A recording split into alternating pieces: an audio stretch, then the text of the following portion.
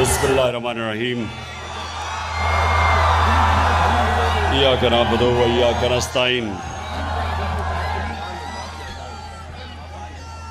मैं सबसे पहले डॉक्टर जैदी आपका शुक्रिया अदा करता हूं कि आपने मुझे मौका दिया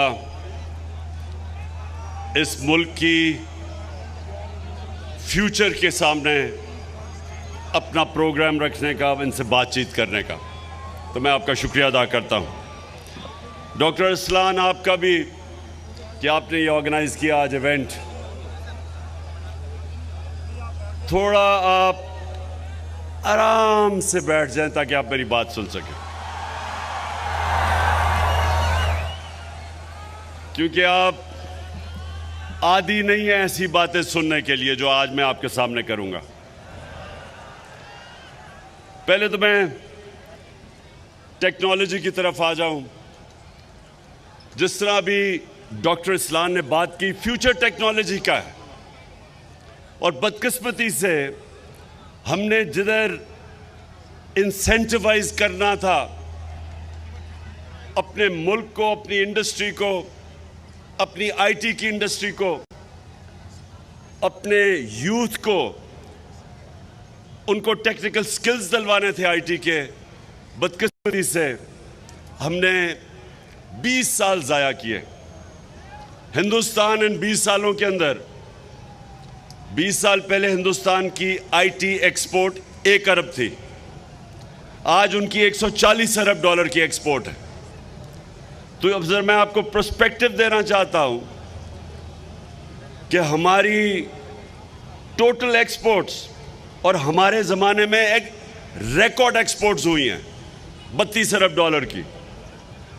32 अरब डॉलर रिकॉर्ड एक्सपोर्ट्स थी पाकिस्तान की।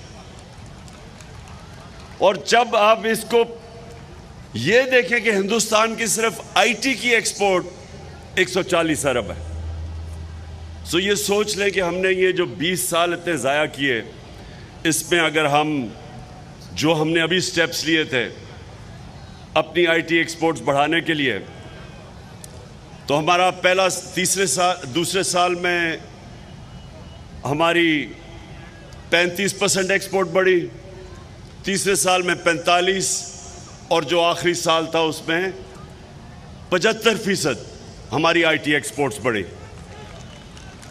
हमने इंसेंटिवाइज किया, हमने स्पेशल आईटी जोन्स शुरू की जिसके अंदर टैक्स इंसेंटिव्स दिए। मैं ये इसलिए आपको जल्दी जल्दी बता रहा हूं क्योंकि अभी मैंने आपसे और भी बातें करनी है। मुझे लग रहा है इतना ज्यादा आपको आईटी के अंदर इंटरेस्ट नहीं है जितना होना चाहिए। फ्यूचर आईटी है, टेक्नोलॉजी की फ्यूचर है। अभी इसने अरसलान ने आपको कहा कि एक छोटी सी आईटी कंपनी ने 20 अरब डॉलर की अपनी आईटी की कंपनी बेची है। छोटी सी कंपनी। आईटी के अंदर 30 साल की कम से नौजवान अपनी कंपनीज बनाते हैं और बिलियनर्स बन जाते हैं। तो ये दुनिया इस तरफ जा रही है, और हमारी अब पूरी कोशिश थी हमारी गवर्नमेंट की, और इंशाल्लाह जब भी आगे आएगी, कि हमारा पूरा ही एम्फेसिस स्टार्टअप्स को, कैसे हमने आईटी स्टार्टअप्स को इंसेंटिवाइज करना है, उनके लिए जीरो टैक्सेशन, हमारी आईटी कंपनीज के लिए जीरो टैक्सेशन, हमारा जो फ्रीलांसर्स हैं उनको 100% हमने कैपिटल गेन्स टैक्स माफ कर देना है ताकि वो काम करें, इंसेंटिवाइज हो। लेकिन मैं क्योंकि बड़ी देर के बाद गवर्नमेंट कॉलेज आया हूं, मैं ये चाहता हूं कि अब आप गौर से मेरी बातें सुने, क्योंकि इंसान और जानवर में फ़र्क क्या है।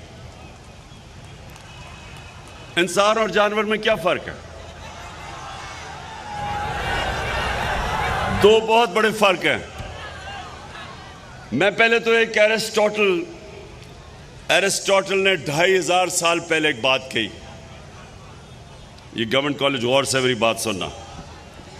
2500 साल पहले उसने बात की कि अगर एक माशरे में जुल्म और नाइंसाफी है,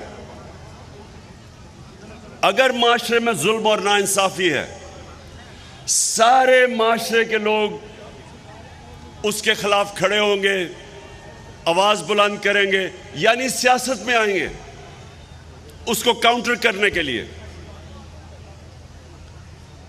लेकिन दो तबके नहीं, दो तबके जुल्म और नाइंसाफी का मुकाबला नहीं करेंगे। नंबर वन जो बुज़दिल हैं, जो डरते हैं कि हम ये ताकतवर जालिम के सामने खड़े होंगे तो वो हमारे पर जुल्म करेगा। कूफा के लोग, उनको पता था कि हजरत इमाम हुसैन सच पे खड़े हैं, उनको पता था वो राय हक पे है, लेकिन कूफा के लोगों ने यजीद के जुल्म से डर के हजरत इमाम हुसैन की मदद नहीं की। और इस्लाम की तारीख का सबसे बड़ी ट्रेजेडी थी जो सानिया था वो होने दिया, और हमेशा पछताए। तो एक तो बुज़दिल जुल्म का मुकाबला नहीं करते, और दूसरे खुद गर्ज। अगर मैं समझ रहा हूं मेरी जिंदगी बड़ी आसान है, मेरे पे सब कुछ है और मेरे माशरे पे जुल्म हो रहा है, लेकिन मैं कहूं कि मेरी जिंदगी में क्या फर्क पड़ेगा, मैं तो एंजॉय कर रहा हूं, मेरी जिंदगी आसान है। ये सबसे बड़ा प्रॉब्लम पाकिस्तान की एलीट का है कि हमारी एलीट, क्योंकि वो कंफर्टेबल है, आसान जिंदगी है, नौकर हैं। आप इंग्लैंड, यूरोप, वहां जाके काम करें, नौकर नहीं, नौकर को यह शायद ही कोई अफोर्ड कर सकता है, यह आसान जिंदगी है। तो वो सोचते हैं कि हम क्यों जालिम का मुकाबला करें, और इस तरह एक माशरा गुलाम बन जाता है, जुल्म के गुलाम बन जाते हैं, खौफ के गुलाम बन जाते हैं। और जो एक मुसलमान दावा करता है ला इलाहा इल्लल्लाह, अल्लाह तेरे सिवा कोई खुदा नहीं, ये जो खौफ का खुदा है, ये जो बुत है, ये सबसे खौफनाक बुत है। इसके सामने जब एक इंसान झुकता है, मेरी नजर में वो शिर्क करता है। जब वो जुल्म के सामने अपनी आवाज बुलंद नहीं करता, तो इसीलिए अल्लाह ने हमारे ऊपर जिहाद फर्ज किया है। जिहाद क्या है? जुल्म का मुकाबला करना, नाइंसाफी के सामने खड़े होना। जब आप जिहाद मतलब जुल्म के सामने खड़े होते हैं, जुल्म खत्म कर देते हैं। अब यहां क्या हुआ पाकिस्तान में, एक American under secretary of state Donald लू, वो पाकिस्तानी के एम्बेसडर असद मजीद, जबरदस्त एम्बेसडर हमारा वाशिंगटन में, उसको बुलाता है, उससे मीटिंग करता है। 7 मार्च को उससे मीटिंग करके कहता है कि अगर आपने इमरान खान को प्राइम मिनिस्टरशिप से ना हटाया तो पाकिस्तान को बड़ा कॉन्सिक्वेंसेस होंगे पाकिस्तान के लिए। अगर आपने इसको हटा दिया, और कहने का मतलब ये था कि अगर आप चेरी ब्लॉसम को ले आएंगे, यानी जिसकी स्पेशलिटी है बूट पॉलिश करना, तो फिर क्या हम पाकिस्तान को माफ कर देंगे? ये है वो साइफर जो हमारा एम्बेसडर भेजता है फॉरेन ऑफिस को, मुझे आता है, मैं वो देखता हूं। अब ये जरा गवर्नमेंट कॉलेज, आप एक मुल्क के माशाल्लाह उन छोटे से तबके के लोग जिनको क्वालिटी एजुकेशन मिलती है, तो जरा आप ये सुने कि एक मुल्क का प्राइम मिनिस्टर, उसको एक एम्बेसडर जो उसके नीचे काम कर रहा है, एम्बेसडर से आता है कि जी वो डोनाल्ड लू एम्बेसडर को कह रहा है कि अगर आप इमरान खान को नहीं हटाएंगे तो पाकिस्तान के कॉन्सिक्वेंसेस होंगे। अब एम्बेसडर ने तो नहीं हटाना था, वो तो मेरे नीचे है। किसको पैगाम दे रहा था?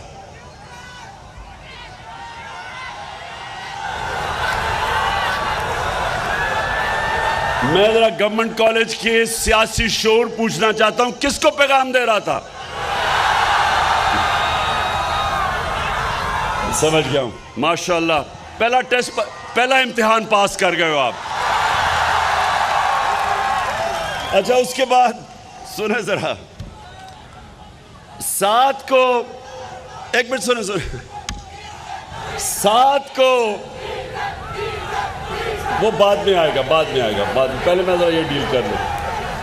पहले 7 को वो ये धमकी देता है,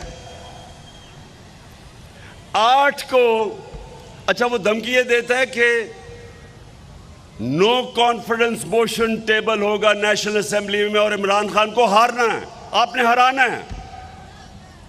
और फिर से फॉरेन ऑफिस के ऊपर तो प्राइम मिनिस्टर को रिपोर्ट करता है।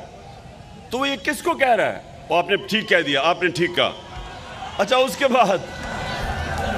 बाद अगले दिन नेशनल असेंबली में टेबल हो जाता है और उसके बाद हमारे कोई 20 लोटे बनने शुरू हो जाते हैं।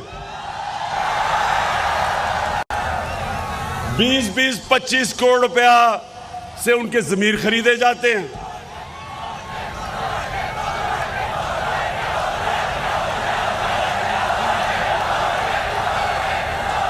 और फिर हमारे जो इत्तेहादी वो बारी बारी जाना शुरू हो जाते हैं। उससे पहले अमेरिकन एम्बेसी उन लोगों को जो हमारे लोटे होते हैं उनमें से जो चंद बड़े लोटे हैं उनको बनाना शुरू कर देते हैं। मैं आज देखें कि आपकी फ्यूचर है, आप फ्यूचर लीडर्स हैं। आपको समझना चाहिए कि कोई भी कौम जो इस तरह की गुलामी करती है उसका कोई फ्यूचर नहीं है। आपका जो यह सबसे जो स्टूडेंट इस गवर्नमेंट कॉलेज से निकला, जो मेरे नजरियाती रोल मॉडल, जो शायद ही मुसलमान दुनिया में 500 साल में इस तरह का एक ज़हन आया था, इंटेलेक्चुअल आया था, डॉक्टर इलामा इकबाल। उनकी अगर आप फलसफा और शायरी पढ़ें, उसकी बुनियाद क्या है? वो एक गुलाम हिंदुस्तान के मुसलमानों को जगाने की कोशिश कर रहे थे और वो ये कह रहे थे कि गुलाम की कोई परवाज नहीं होती। इकबाल का शाहीन तो वो बनता है जो अपनी जमीन की जंजीरें तोड़ देता है। जब तक आप गुलामी की जंजीरें नहीं तोड़ेंगे, इकबाल का शाहीन नहीं बन सकते, अब बड़े काम नहीं कर सकते। आपकी परवाज दूसरे इंसानों से ऊपर नहीं जा सकती। और मुझे जो मौलाना रूमी की बात मैं हमेशा अपने नौजवानों को बताता हूं, मौलाना रूमी कहते हैं कि जब अल्लाह ने तुम्हें पर दिए हैं तो चूंटियों की तरह जमीन पे क्यों रेंग रहे हो? इन अदर वर्ड्स, अल्लाह ने इंसान को अशरफुल मखलूकात बनाया है, सबसे अजीम मखलूक। फरिश्तों को कहा इंसान के सामने झुको, और जब वो नहीं झुका शैतान, तो अल्लाह ने शैतान को कहा कि तुम्हें भी नहीं पता कि मैंने कितनी सलाहियत दी है इंसान में। कहने का मकसद ये है कि हम सबको अल्लाह ने पर दिए हुए हैं। हमारी परवाज ऊपर जा ही नहीं सकती जब तक हम आज़ाद नहीं होते। और आज़ादी, जो मैं हकीकी आज़ादी की बात करता हूं, एक तो अंग्रेज की गुलामी थी, उससे तो कुर्बानियां दे के और हमारे ग्रेट लीडर कायद आज़म ने निकाल दिया। लेकिन अभी दूसरी गुलामी है जिसे न्यू कॉलोनियलिज्म कहते हैं। आपको फतह किए बगैर आपको गुलाम बना देते हैं, आपको कंट्रोल करते हैं, आपको हुक्म दिया जाता है। इस इंपोर्टेड हुकूमत को हुक्म दिया जाता है कि रूस से तेल नहीं लेना। हिंदुस्तान हमारे साथ आजाद हुआ था, वो 40% कम कीमत पे रूस से तेल ले रहा है। अमेरिका का स्ट्रेटेजिक एलाय है, उसके बावजूद तेल ले रहा है। हमें गुलामों को, इन गुलामों को मैंने तो उसे निगोशिएट कराया था। ये हमाद मेरा पेट्रोलियम मिनिस्टर था, हम तो रूस जाके निगोशिएट कर रहे थे कि सस्ता तेल भी लेंगे, सस्ती गंदम भी लेंगे रूस से। तो जैसे ही ये इंपोर्टेड गवर्नमेंट आई, और मैं ये गवर्नमेंट को ये सुन लो जरा, यही नहीं कि सिर्फ साजिश के तहत एक बैरून मुल्क ने हमारे ऊपर एक गवर्नमेंट इंपोज की, पाकिस्तान के करप्ट तरीन बड़े बड़े डाकुओं को हमारे ऊपर बैठा दिया। 60% कैबिनेट जमानत पे है, 60% कैबिनेट चोरी के ऊपर जमानत पे है। चोरों को ऊपर बैठा दिया, जिन्होंने आके आते साथ ही अपने करप्शन केसेस खत्म करने शुरू किए। 1100 अरब रुपए के जो आपका पैसा था वो इन्होंने माफ करवाने शुरू कर दिए। कौम को धकेल दिया है पाकिस्तान की तारीख की बदतरीन महंगाई में। कौम को धकेल दिया है जो 6% पे, अभी हमाद ने बताया 6% पे इकोनॉमी ग्रो कर रही थी, इंडस्ट्री ग्रो कर रही थी, 4 फसलें रिकॉर्ड परफॉर्मेंस थी एग्रीकल्चर में। वो इकोनॉमी उन्होंने उठा के आज आपने, पता नहीं अगर वो होता मैं आपको दिखाता कि शहबाज शरीफ अभी अमेरिका गया हुआ है। अगर आप ये सिर्फ सुने एक इंटरव्यू देख लें इसका, एक कोई ब्लूमबर्ग में खातून इससे इंटरव्यू कर रही है। अगर वो होता तो मैं ये इंटरव्यू आपको दिखाता, या पता नहीं आया या नहीं इनके पास। उसे सुने उस औरत को जो एंकर है टीवी की, उससे कह रहा है कि खुदा के वास्ते हमें पैसे दे दो। कहता अगर आपने पैसे ना दिए हमारा दिवालिया निकल जाएगा। वो आगे से वो कहने की कोशिश करती है मैं तो टीवी एंकर हूं।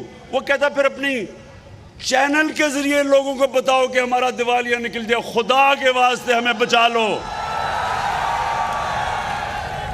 तो वो मुल्क 5 महीने पहले इकोनॉमिक सर्वे ऑफ पाकिस्तान के मुताबिक जो इन्होंने पब्लिश की है, जिसके अंदर 17 साल के बाद पाकिस्तान की बेहतरीन परफॉर्मेंस थी, वो मुल्क का आज प्राइम मिनिस्टर कह रहा है कि जी हम अपने कर्जे नहीं वापस कर सकते, हमारा दिवालिया निकल गया है, खुदा के वास्ते हमें पैसे दे दो।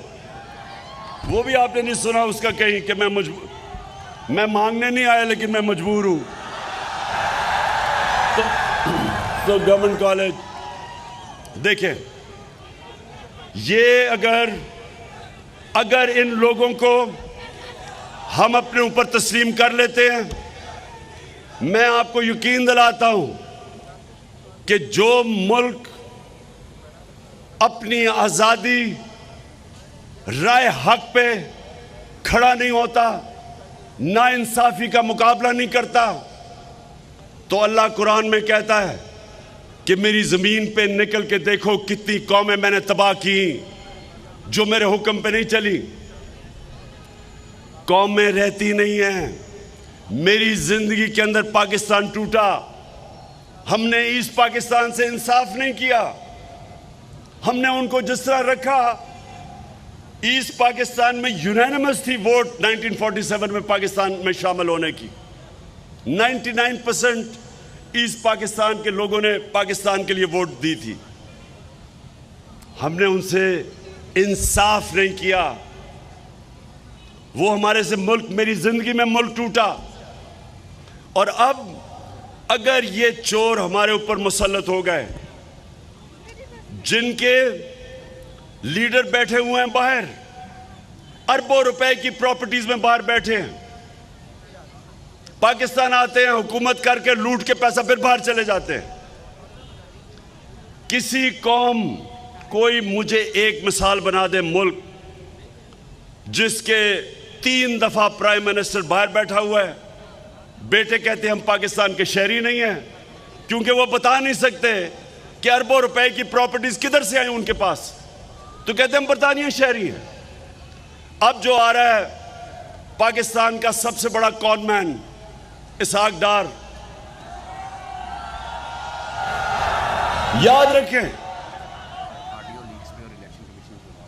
याद रखें कि इसहाक डार को हमारे दौर में नहीं भागा, नून लीग की गवर्नमेंट थी, नैब ने इसको सवाल के लिए बुलाया, पूछा कि तुम्हारे वालिद साहब की बड़े मेहनत कश से साइकिल की दुकान थी, तो आप तो अरबोपति बन गए, किधर से पैसा आया?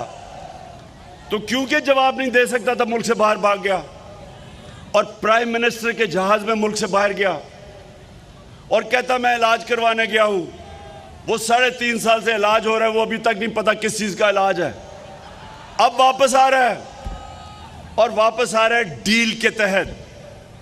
यहां डील्स होती हैं चोरों के साथ, एनआरओ दिया जाता है चोरों को, इसलिए चोरी खत्म नहीं होती, इसलिए मुल्क आगे नहीं बढ़ सकता, इसलिए मनी लॉन्ड्रिंग रुक नहीं सकती।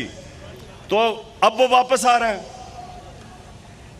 मैं आज सारी कौम को पूछता हूं, क्या हमने ये तमाशा भेड़ बकरियों की तरह देखना है या इंसान बन के राय हक पे खड़ा होना है, जुल्म के खिलाफ, नाइंसाफी के खिलाफ? और अभी एक पहले विकी लीग से शुरू हुई थी बात, फिर डॉन लीग्स आई, अब एक नई ऑडियो लीक्स आ गई है। मैं जरा मोटी मोटी चीजें, पहले तो ऑडियो लीक्स में एक चीज सामने आ गई कि ये जो चीफ इलेक्शन कमिश्नर है, ये शरीफ खानदान का घर का नौकर है। उनसे पूछ रहा है, नवाज शरीफ बता रहा है इसको कि किन को डिस्क्वालीफाई करना है, इलेक्शन कब करवाने हैं। और ये वो इलेक्शन कमिश्नर है, मैं 3 साल कोशिश करता रहा कि पाकिस्तान में ईवीएम मशीन्स इलेक्शंस में इस्तेमाल की जाए। ईवीएम मशीन का क्या मतलब है कि 90% धांधली करने के तरीके ईवीएम मशीन की वजह से खत्म हो जाते हैं, फ्री एंड फेयर इलेक्शन हो सकता है। इस आदमी ने नवाज शरीफ के कहने पे और जरदारी के कहने पे, जिन्होंने जाली वोट्स बनाई हुई हैं, इन्होंने ईवीएम मशीन नहीं आने दिए। तो आज तो अगर इस पे थोड़ी सी भी, ये जो ऑडियो लीक्स हुई हैं, थोड़ी सी भी इसमें शर्म और हया हो तो आज रिजाइन कर दे। लेकिन क्योंकि इसमें शर्म और हया नहीं है तो इसको हमें रिजाइन करवाना पड़ेगा। दूसरी चीज,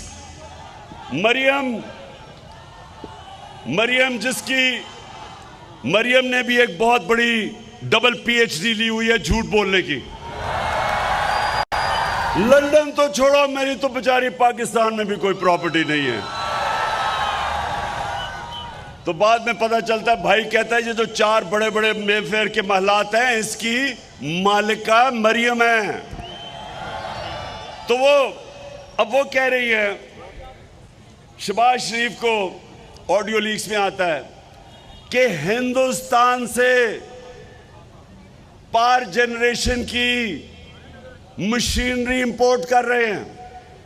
हमने हिंदुस्तान में के सारे ताल्लुकात तिजारत के बैन कब किए थे?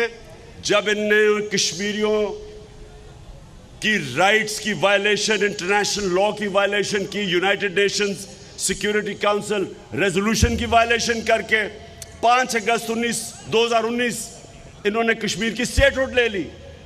तब हमने ताल्लुकात तोड़े थे।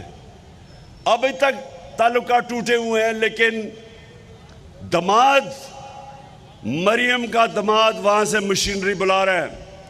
और प्राइम मिनिस्टर चेरी ब्लॉसम क्या कह रहा है तरीका बता रहा है कि इसको किसी और मुल्क से ले आओ, यानी बजाय गलत उसको कह के ना लेके आओ, तरीका बता रहा है कि किसी और तरीके से लेके आओ। फिर एक ग्रिड स्टेशन इसकी दमाद की हाउसिंग सोसाइटी में लग रहा है। अब ग्रिड स्टेशन वो कह रहा है कि फिक्र ना करो, हमने उसको एक तरीका निकाला है कि वो बजाय हाउसिंग सोसाइटी ग्रिड स्टेशन बनाएगी, क्योंकि ये डिमांड है और ग्रिड स्टेशन 70 करोड़ का बनता है। अब वो क्या करेगा, उन्होंने कहा फिक्र ना करें, हम ऐसे करेंगे कि पाकिस्तानी कौम टैक्स पेयर पैसा देगी 70 करोड़ का, यानी आपके पैसे से वो बनेगा। ये आ रहा है, ये ऑडियो लीक्स में है। और फिर ऑडियो लीक्स में और भी कुछ आ रहा है। अभी आने वाले दिनों में आप किस्तों की इंतजार करें।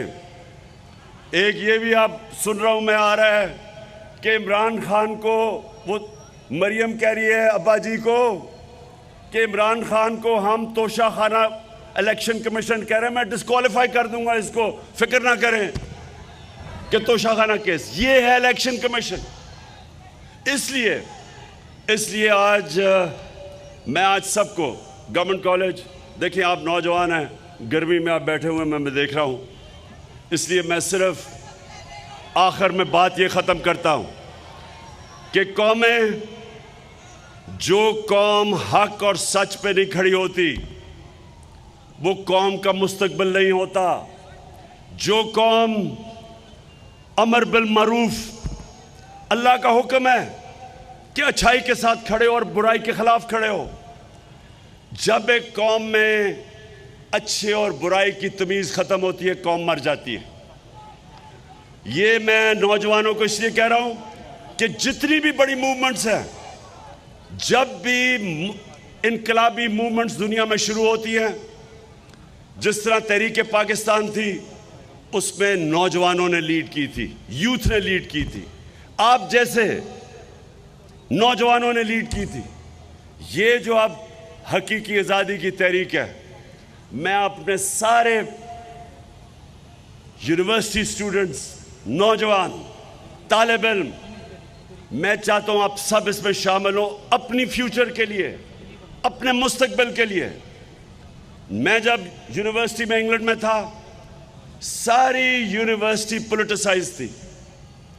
जो भी कुछ होता था यूनिवर्सिटी के अंदर प्रोटेस्ट होता था। ये जो वियतनाम के अगेंस्ट मूवमेंट चली थी, एंटी वॉर, यूनिवर्सिटीज में चली थी। अमेरिका में सिविल राइट्स मूवमेंट चली थी, यूनिवर्सिटीज में चली थी। यूनिवर्सिटीज फोर फ्रंट होते हैं राय हक पे खड़े होने के लिए, इंसाफ के लिए, हकूक के लिए। आज आप सब तैयारी कर लें। मैंने इनके खिलाफ, इन चोरों के खिलाफ मैंने अब जहाद डिक्लेयर किया है। जब तक मैं जिंदा हूं मैं इनका मुकाबला करूंगा और इंशाल्लाह आपको जीत के दिखाऊंगा। पाकिस्तान जिंदाबाद।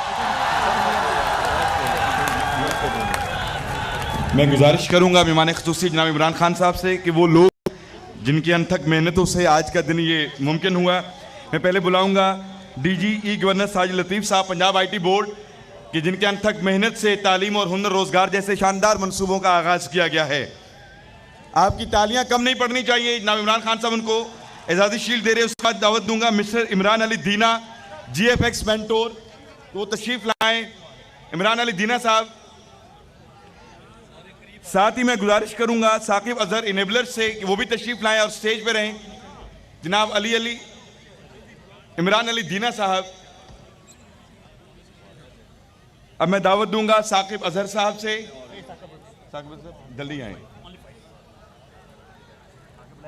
मिनिस्टर HED पंजाब राजा यासर हुमायूं साहब से गुजारिश करूंगा कि वो भी तशरीफ ले आए।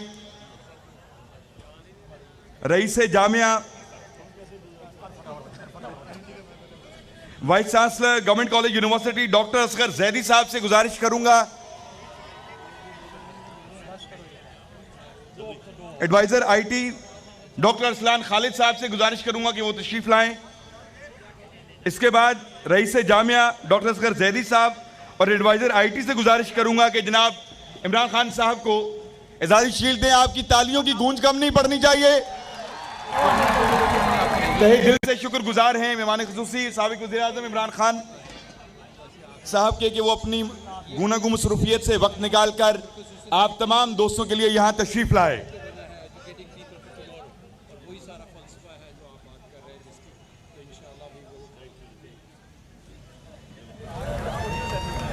बहुत शुक्रिया।